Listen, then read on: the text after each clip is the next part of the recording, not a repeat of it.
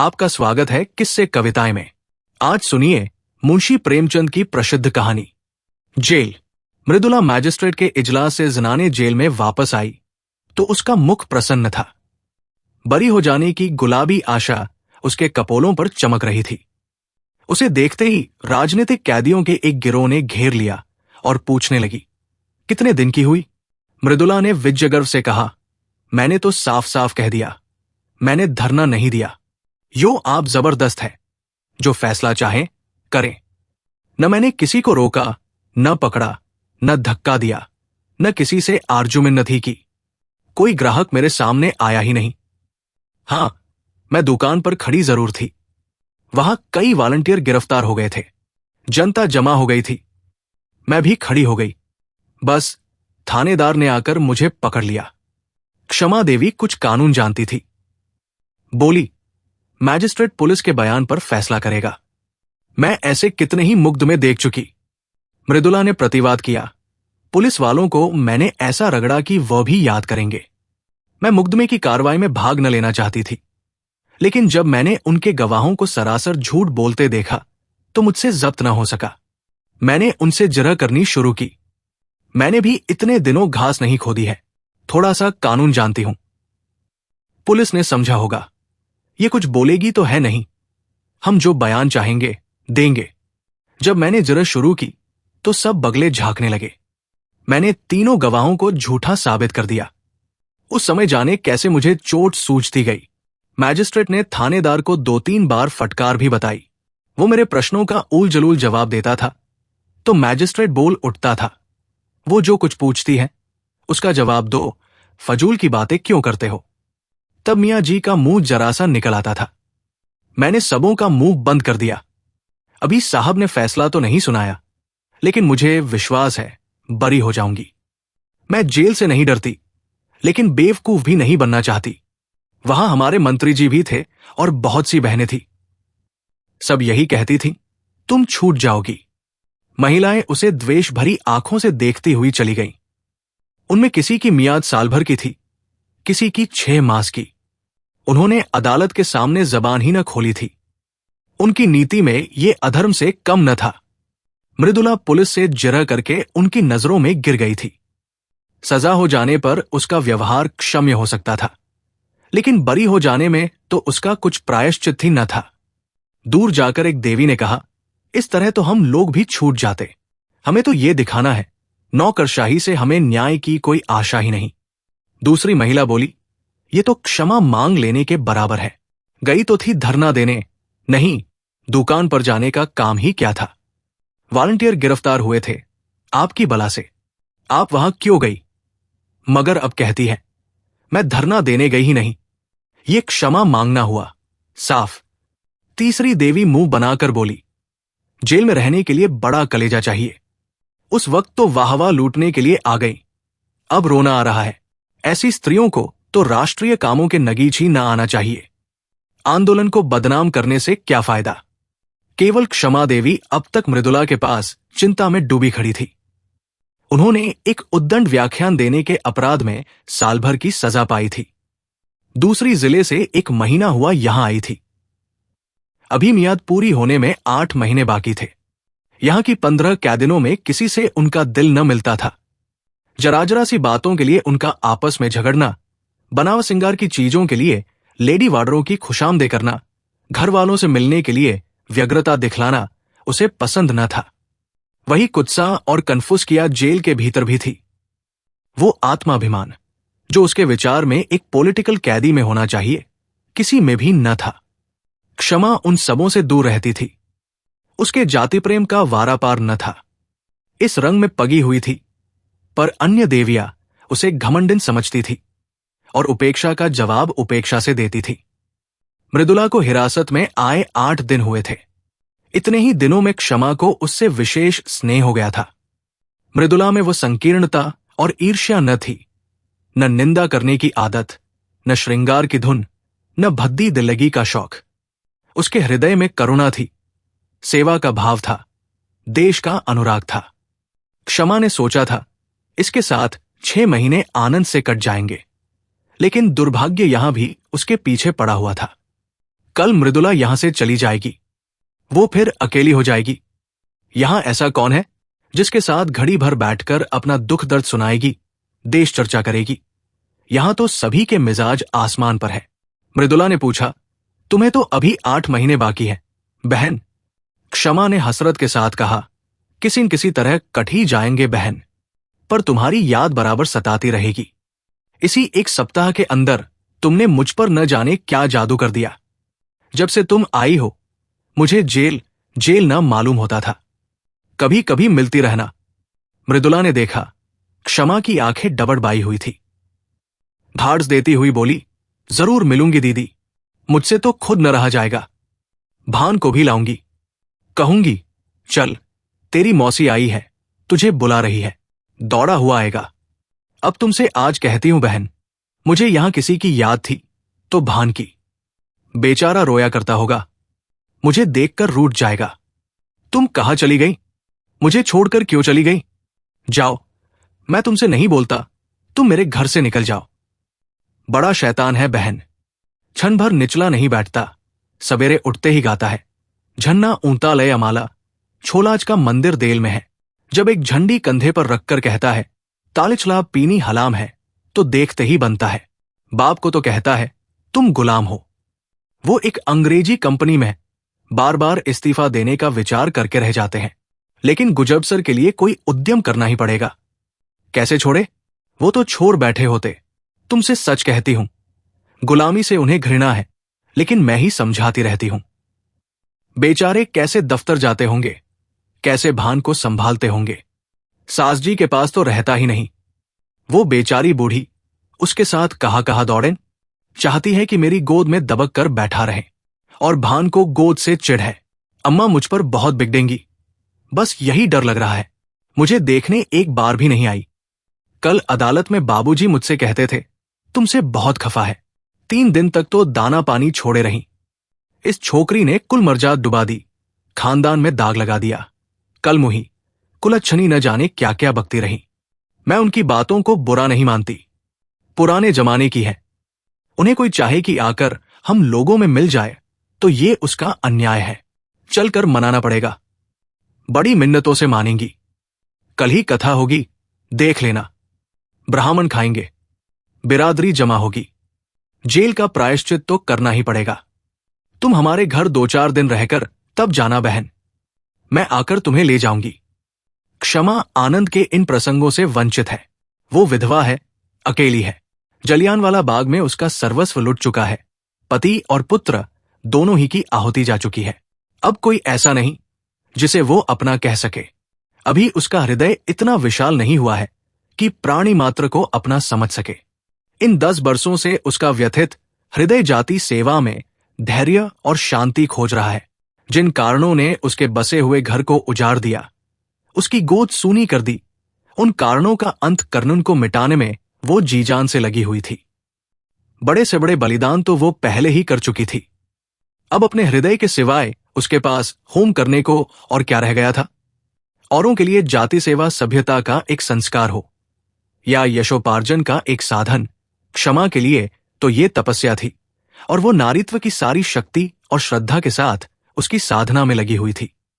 लेकिन आकाश में उड़ने वाले पक्षी को भी तो अपने बसेरे की याद आती ही है। क्षमा के लिए वो आश्रय कहा था। यही वो अवसर थे जब क्षमा भी आत्मसंवेदना के लिए आकुल हो जाती थी। यहां मृदुला को पाकर वो अपने को धन्य मान रही थी, पर यह छा भी इतनी जल्दी हट गई।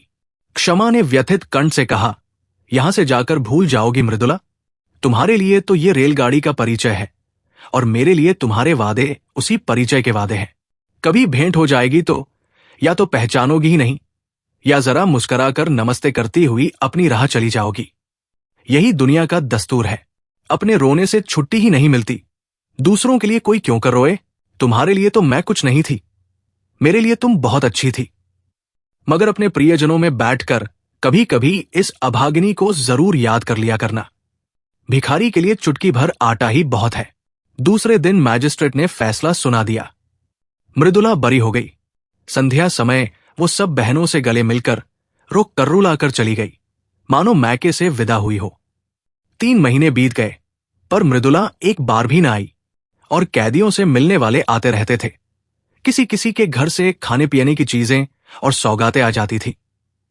लेकिन क्षमा का पूछने वाला कौन बैठा था? हर महीने के अंतिम रविवार को प्रातःकाल से ही मृदुला की बाट जोहने लगती। जब मुलाकात का समय निकल जाता तो जरा देर रोकर मन को समझा लेती। जमाने का यही दस्तूर है। एक दिन शाम को क्षमा संध्या करके उठी थी कि देखा मृदुला सामने चली आ रही है। न वो रूप रंग है न वो कांति। दौड़कर उसके गले से लिपट गई और रोती हुई बोली, ये तेरी क्या दशा है मृदुला? सूरत ही बदल गई। क्या बीमार है क्या?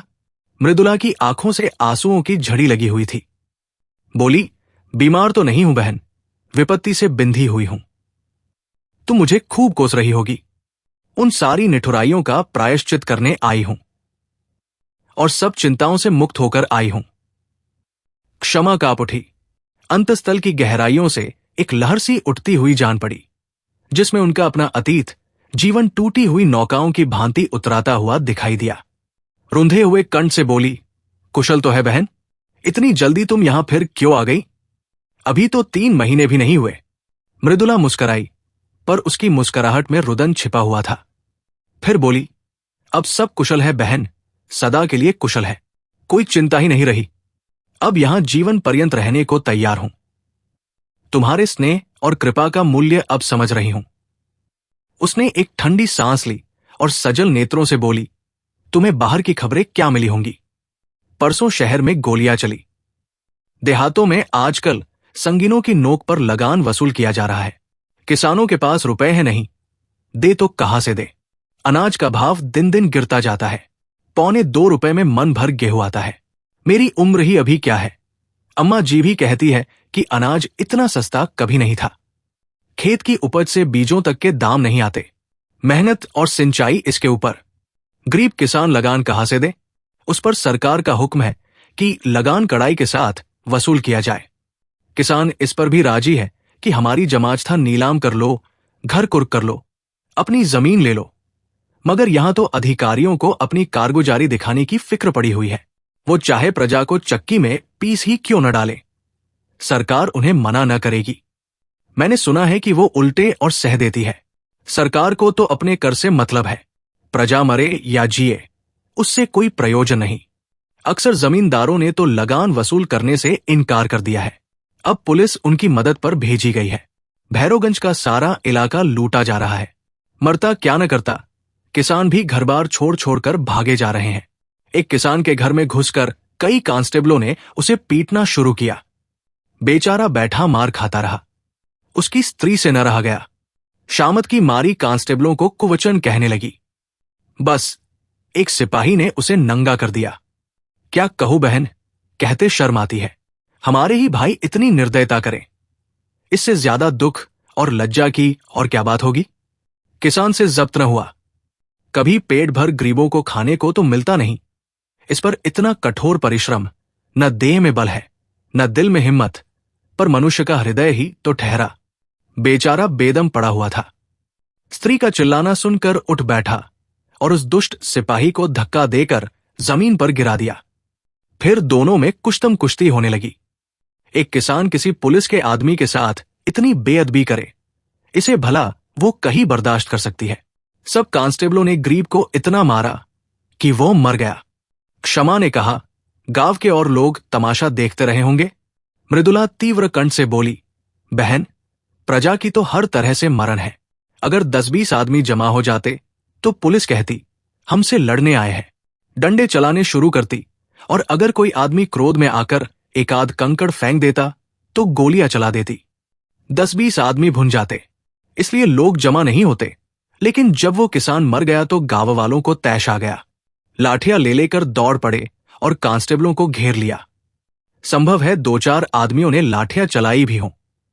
कांस्टेबलों ने गोलियां चलानी शुरू की। 2-3 सिपाहियों को हल्की चोटें आई।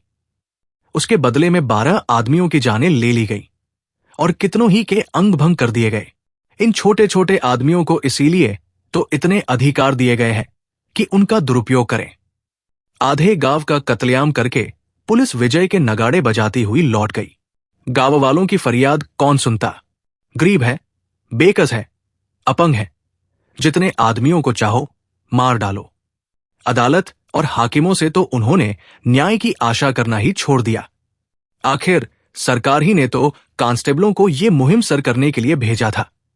वो किसानों की फरियाद क्यों सुनने लगी? मगर आदमी का दिल फरियाद किए बगैर नहीं मानता। गांव वालों ने अपने शहर के भाइयों से फरियाद करने का निश्चय किया। जनता और कुछ नहीं कर सकती, हमदर्दी तो करती है। दुख कथा सुनकर आंसू तो बहाती है। दुखियारों को हमदर्दी के आंसू भी कम प्यारे नहीं होते। अगर आसपास के गांवों के लोग जमा होकर उनके साथ रो लेते तो गरीबों के आंसू पहुंच जाते। किंतु पुलिस ने उस गांव की नाकेबंदी कर रखी थी। चारों सीमाओं पर पहरे बिठा दिए गए थे। ये घाव पर नमक था। मारते भी हो और रोने भी नहीं देते। आखिर लोगों ने लाशें उठाईं और शहर वालों को अपनी विपत्ति की कथा सुनाने चले। इस हंगामे की खबर पहले ही शहर में पहुंच गई थी। इन लाशों को देखकर जनता उत्तेजित हो गई और जब पुलिस के अध्यक्ष ने इन लाशों का जुलूस निकालने की अनुमति न दी तो लोग और भी झल्लाए। बहुत बड़ा जमाव हो गया। मेरे बाबूजी भी इसी दल में थे और मैंने उन्हें रोका, मत जाओ, आज का रंग अच्छा नहीं है। तो कहने लगे, मैं किसी से लड़ने थोड़े ही जाता हूं। जब सरकार की आज्ञा के विरुद्ध जनाजा चला तो 50,000 आदमी साथ थे। उधर 500 सशस्त्र पुलिस रास्ता रोके खड़ी थी। सवार, प्यादे, सार्जेंट, पूरी फौज थी। हम निहत्थों के सामने इन नामर्दों को तलवारें चमकाते और झंकारते शर्म भी नहीं आती। जब बार बार पुलिस की धमकियों पर भी लोग न भागे तो गोलियां चलाने का हुक्म हो गया। घंटे भर बराबर फायर होते रहे, पूरे घंटे भर तक।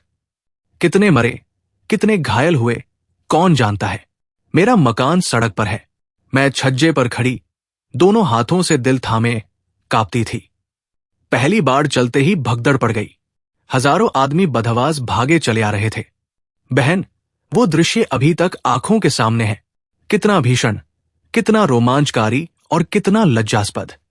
ऐसा जान पड़ता था कि लोगों के प्राण आंखों से निकले पड़ते हैं। मगर इन भागने वालों के पीछे वीर वृद्धारियों का दल था, जो पर्वत की भांति अटल खड़ा छातियों पर गोलियां खा रहा था और पीछे हटने का नाम न लेता था। बंदूकों की आवाजें साफ सुनाई देती थी और हर एक धायन धाय के बाद हजारों गलों से जय की गहरी गगन भेदी ध्वनि निकलती थी। उस ध्वनि में कितनी उत्तेजना थी, कितना आकर्षण, कितना उन्माद। बस यही जी चाहता था कि जाकर गोलियों के सामने खड़ी हो जाऊं और हंसते हंसते मर जाऊं। उस समय ऐसा भान होता था कि मर जाना कोई खेल है। अम्मा जी कमरे में भान को लिए मुझे बार बार भीतर बुला रही थी। जब मैं न गई तो वो भान को लिए हुए छज्जे पर आ गई। उसी वक्त 10-12 आदमी एक स्ट्रेचर पर हृदेश की लाश लिए हुए द्वार पर आए।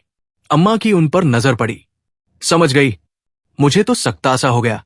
अम्मा ने जाकर एक बार बेटे को देखा, उसे छाती से लगाया, चूमा, आशीर्वाद दिया और उन्मत्त दशा में चौरास्ते की तरफ चली, जहां से अब भी धाय और जय की ध्वनि बारी बारी से आ रही थी।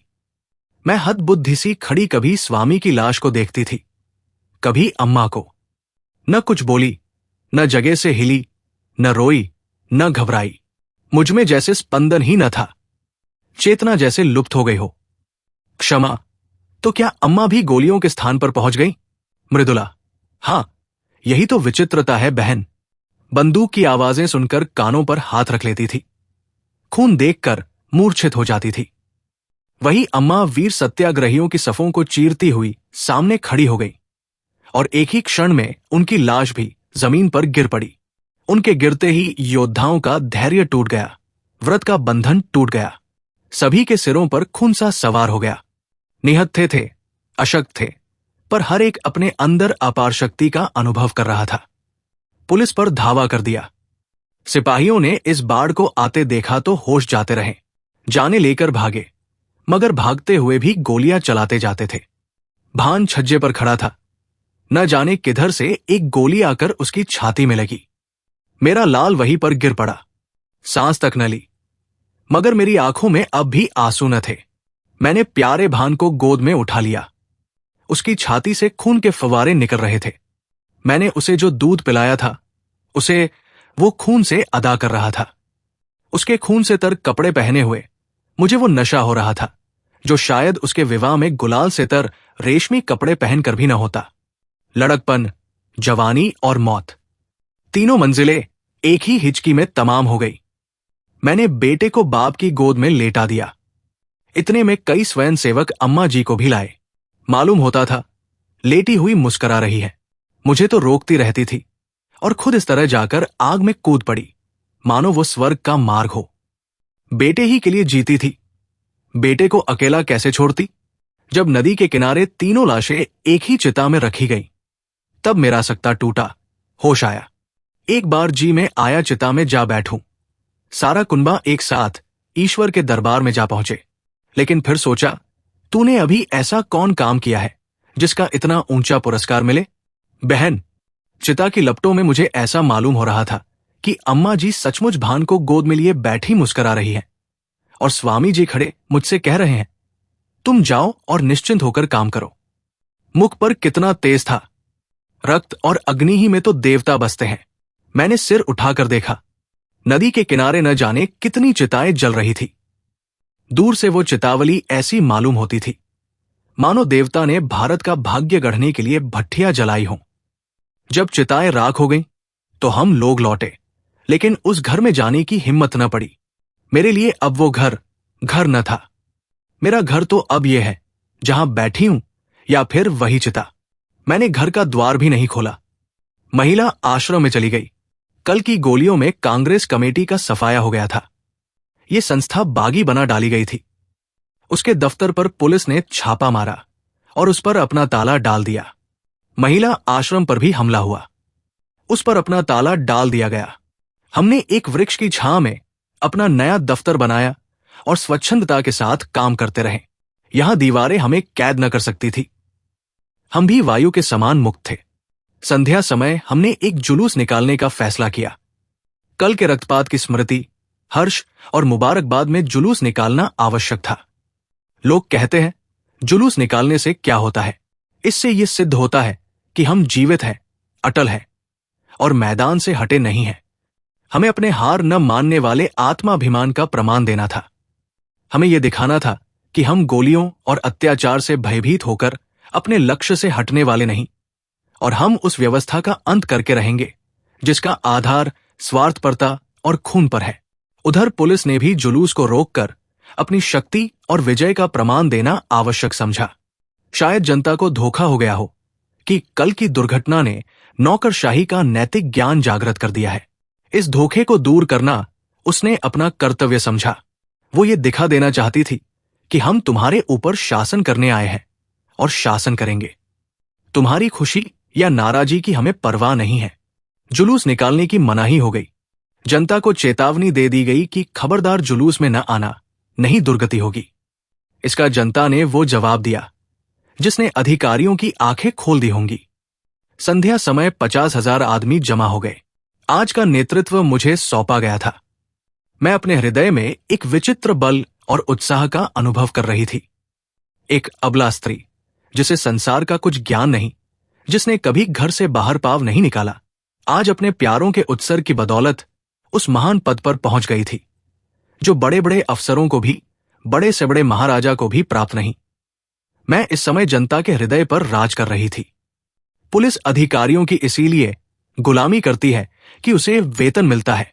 पेट की गुलामी उससे सब कुछ करवा लेती है।